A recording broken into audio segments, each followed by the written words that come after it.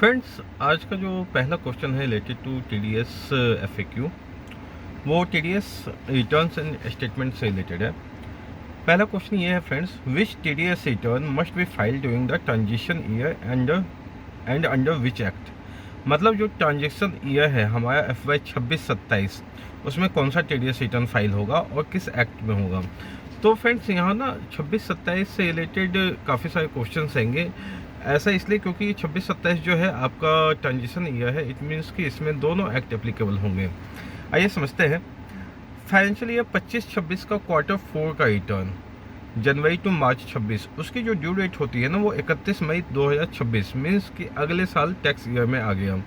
तो 31 मई 2026 होगी Q4 की जो टीडीएस रिटर्न की डेट है।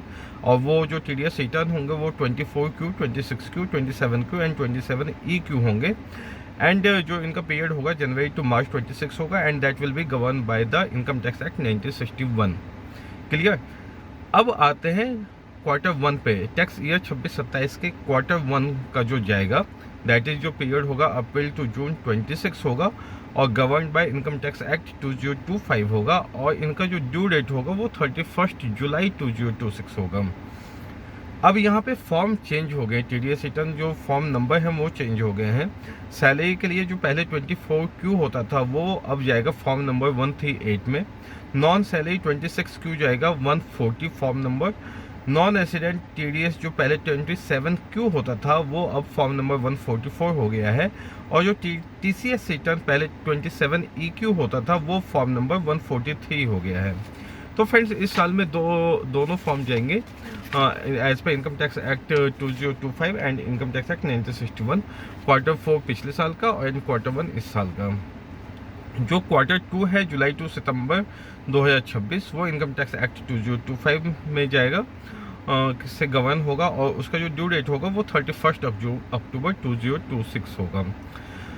नेक्स्ट फ्रेंड्स, जो करेक्शन स्टेटमेंट होगी Q1 to Q4 for financial year 25-26 या उससे पहले की, वो same must be filed under the framework of income tax act 1961। ये बताना इसलिए इंपॉर्टेंट है क्योंकि वो तो पुराने एक्ट से गवर्न होगा, लेकिन जब आप फाइल करोगे तो वाजिब सी बात है वो टैक्स ईयर 26-27 या उससे आगे ही होगा, है ना।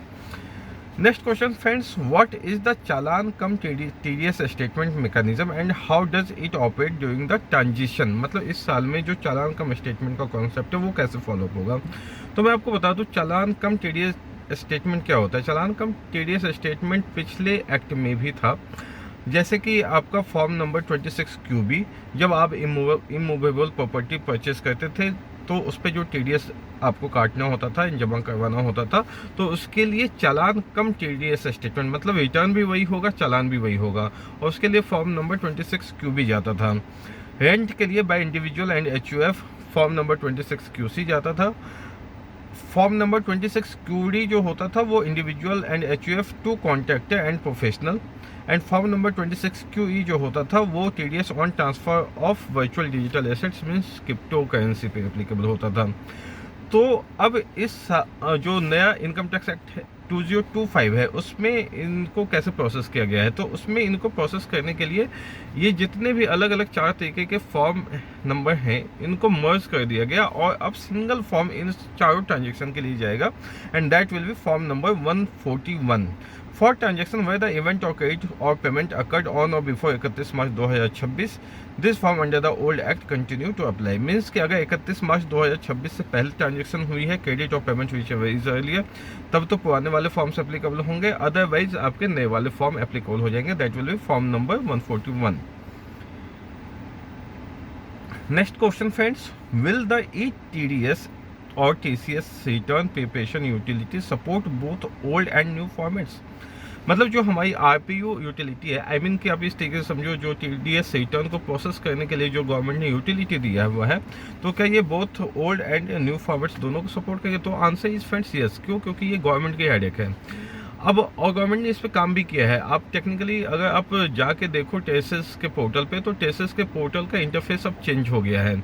नए इनकम टैक्स एक्ट 2025 के लिए जो इंटरफेस है टेसेस का वो चेंज है, और अगर आपको ओल्ड एक्ट में फाइल करना है तो उसके लिए जो पुराना टेसेस का पोर्टल और यूजर इंटरफेस होता था वो एप्लीकेबल है। तो answer is yes, the government will ensure that the return preparation utilities and the taxes portal support both old format returns and new format returns during the transition period, right.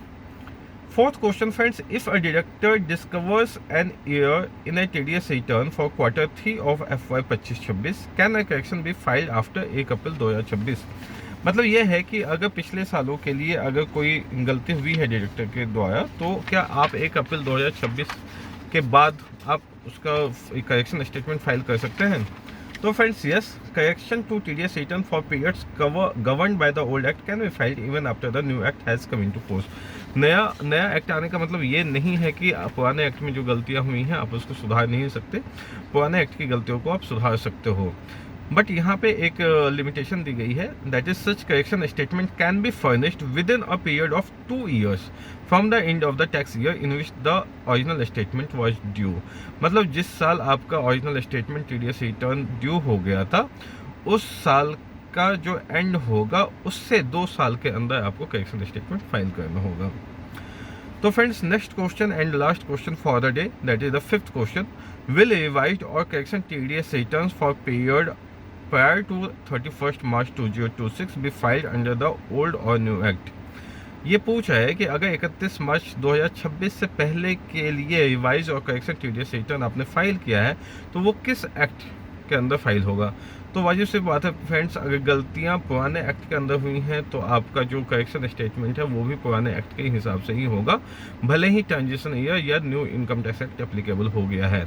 Language सुन लेते हैं। Revised और correction TDS return relating to period govern by the income tax act 1961 must continue to be filed under the old act framework even if such revision is made after 1 April 2026। The form numbers and the formats applicable to the old act will apply for such correction। मतलब form number and format सब कुछ पुराना ही रहेगा क्योंकि गलती पुरानी थी। So these are the 5 FAQ for the TDS compliances। Again keep watching and keep subscribing for the further updates friends. Thank you so much.